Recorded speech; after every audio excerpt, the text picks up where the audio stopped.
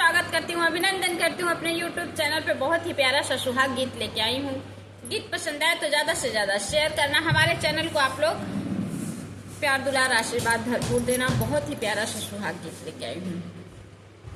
ननवई में मोरे बाबा ब्याह रचामैया, ननवई में भेजे ससुराल रे ललनवा। अरे ननवई भेजे ससुराल रे ललनवा। ननवई में मोरे बाबा गवन करामैयर, आए बूढ़ापे की ओर रे ललनवा। अरे लाए बूढ़ापे की ओर रे ललनवा। ननवई में मोरे बाबा गवन कराए, अरे आए बूढ़ापे की ओर रे ललनवा। नाही जाने मोर बाबा तोहरा महलिया, अरे नाही जाने मोरे बाबा तोहारा महलिया। अरे दुई महला नहीं जाने गाँव ना के छोरा रे ललनवा। आही जाने गवना के छोरा रे ललनवा। नहीं जाने मोरे बाबा तोहारा महलिया, अरे नहीं जाने गवना के छोरा रे ललनवा। कहवा पे बैठे बाबा कहवा पे सोई, हमका तू देत्य बताई रे ललनवा।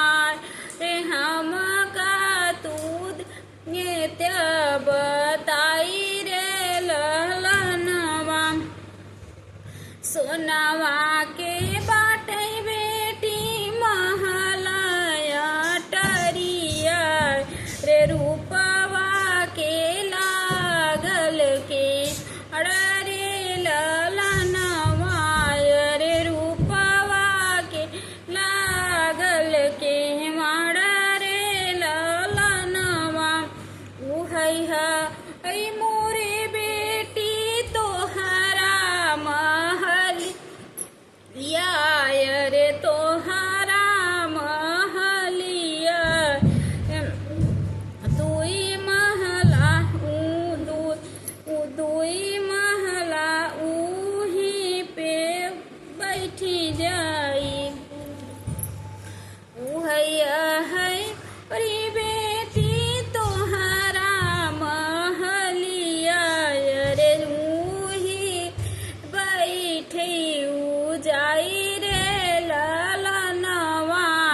रे उही पे बैठी जाई रे ललनवा।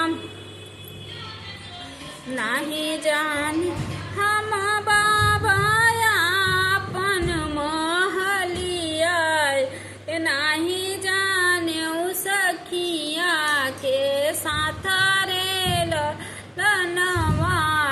रे नाही जाने सखिया के साथ रे ललनवा।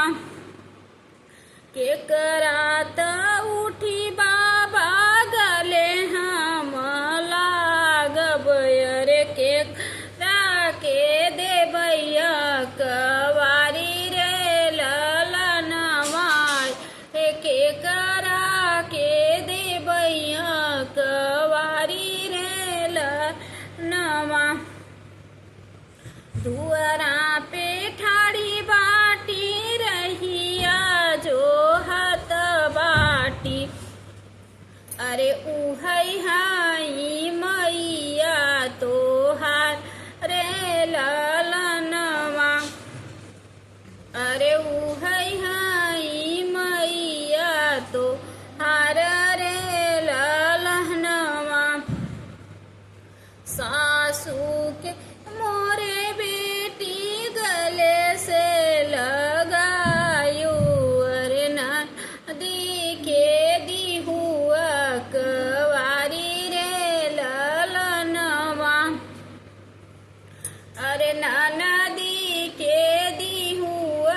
रखवारी रे ललनवा।